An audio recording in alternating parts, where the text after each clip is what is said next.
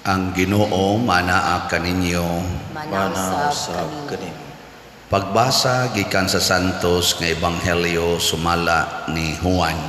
Himayaon ikaw, Ginoo. Unya ang mga Hudiyo mipunit na usab og mga bato aron bato ibat pagbato kaniya. Si Jesus miingon kanila, gipakita ko kaninyo ang daghang maayong buhat nga gisugo kanako sa Amahan. Hain man niini ang hinungdan nga inyo man akong batuon. Ang mga Hudiyo mitubag, dili kanamo batuon tungod sa bisan unsang buhat nga maayo, kundili tungod sa imong pagpasipala sa Dios. Tao ka lamang apan nagpakadiyos ka. Si Jesus mitubag, nahisulat sa inyong kaugalingong balaod nga ang Dios miingon, mga Dios kamo. Kung sila nga gihatagan sa iyang mensahe, gitawag sa Dios nga mga Dios, ug ang kasulatan dili man gayud masayop, nan nganong moingon man kamo nga ako nga gipili sa Amahan o gipadalanganhi sa kalibutan, nagpasipala sa Dios sa akong pag-ingon nga ako mao ang anak sa Dios.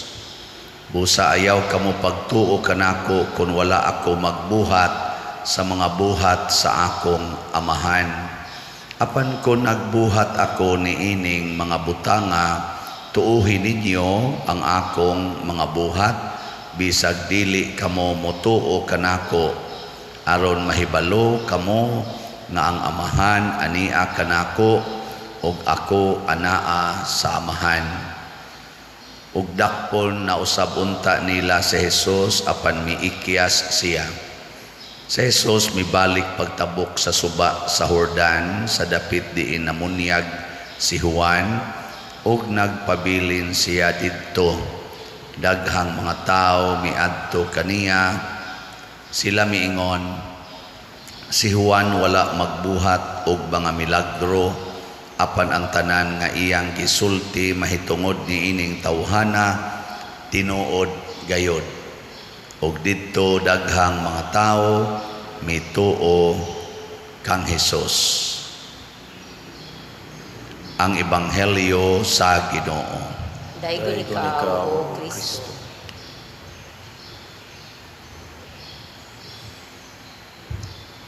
Ang akusasyon sa mga Hudiyo ni Jesus na ila siyang gustong batuon o patyon, gani hangtod yun nga namatay gid siya kanina lansang sa cross, tungod ni kay nagpasipala siya sa Dios matud pas mga Hudiyo. Niya ang pagpasipala ni Jesus sa Dios mao ang pag-angkon nga siya anak sa Dios, pinadala sa Dios, o kanunay gauban kaniya ang Amahan. Sa inyong paminaw, pasipala ba nang muangkon ka nga anak kas Ginoo? Pasipala na dili. Nanglitan ron imong anak muadtos publiko, anak kong Brad Titing. Moingon ba mga tao, pagpasipala ha, konsihal bi anak niya imong pasipalaan. Anak, mas og moangkon ta nga kita anak ni Mr. So-and-so niya gabuhat ta sa unsay buhat ti anang tawhana. Moingon gina mga tao, tinuod gid oy anak gini siya kay tanawar gong kinaiya. Usa-usahay ang tanawon ang naong sa tanawang naong, di ba? Anak yun na ni kuan kay na matap lang daan na. No. Karon suway kuno nagpangutana imong tupad ina imong naong liwat sa Ginoo. Kana mo na problema diha atong naong liwat bas Ginoo kay usahay ra batong naong liwat na daas demonyo. Nya magsige pagitag ingon amahan namo na kinsa pay mutuo na to mo nay pasipala. Nya ang ato pag yung mga sinultihan, ang atong buhat, grabe kay tanan opposite kay Ginoo, mao nay pasipala. nya sige tag angkon niya atong buhat sukwahi sa gusto sa atong amahan, mao nay pasipala. Muna ang tinuod nga nagpasipala sa Ginoo, mao ang naglagot ni Hesus ang mga Hudiyo.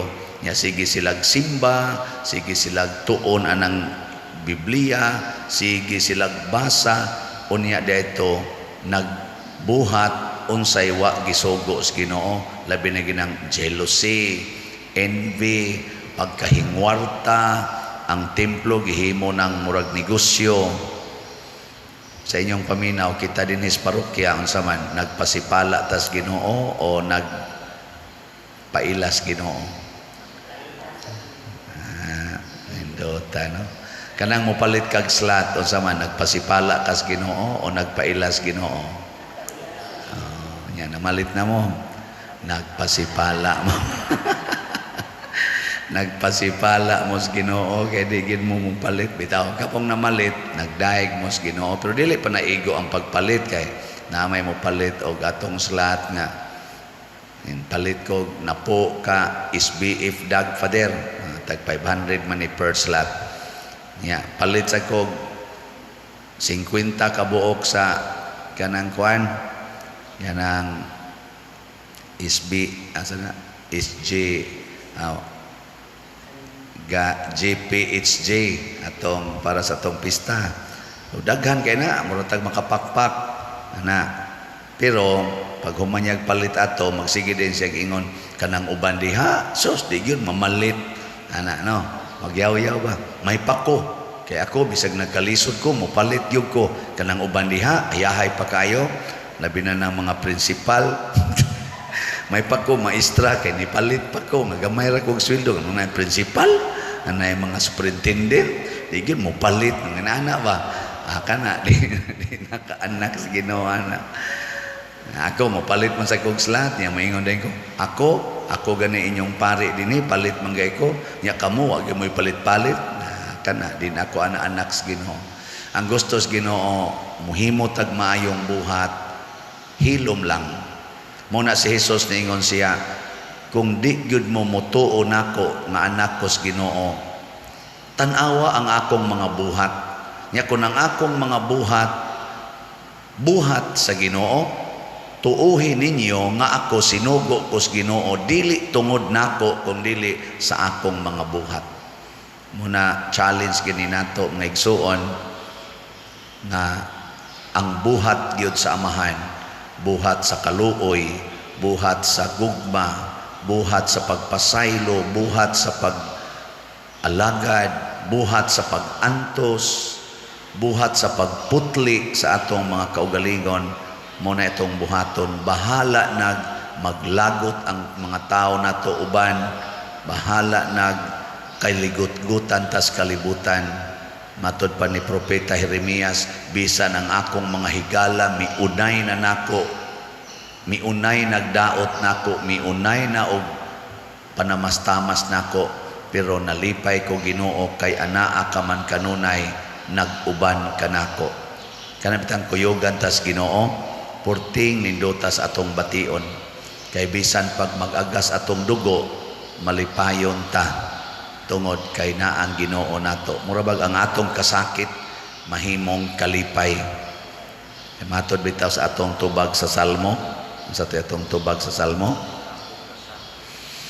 sa akong kasakit misangpit ako sa Ginoo ug iyang gipatalinghugan ang akong tingog.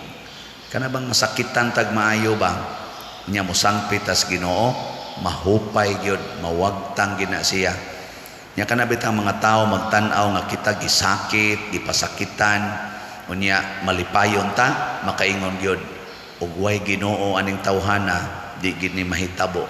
So the best proof na kita iyas Ginoo kanang moang mudawat tag kasakit nga dili gyud ta ma-stress, di ta maguol, di ta masuko. Ug mao nang gipakita ni Kristo, gipakita sa mahal nga Birhen Maria, gipakita sa ato mga santos, labi na sa ato mga martyrs, sama ni San Pedro Calungsod ug ni San Lorenzo Ruiz, nga grabe kay ilang kasakit nga nihangtod Dios kamatayon, pero wa gyud sila maguol, wa masuko, wa mahadlok, nagmalipayon nga midawat niini.